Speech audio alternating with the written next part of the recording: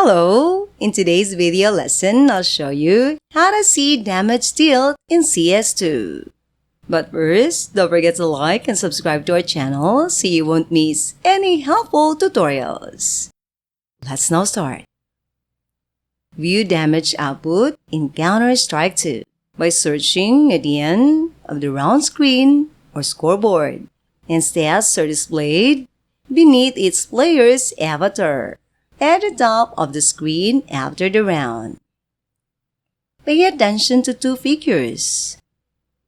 The green number representing damage done to a player, and the smaller number indicating the number of shots needed to inflict the damage.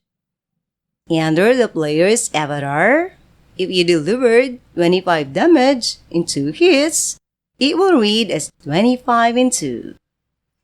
The damage indicator, which is reliable at the end of the match when the winning team is declared, can help predict potential issues during matches.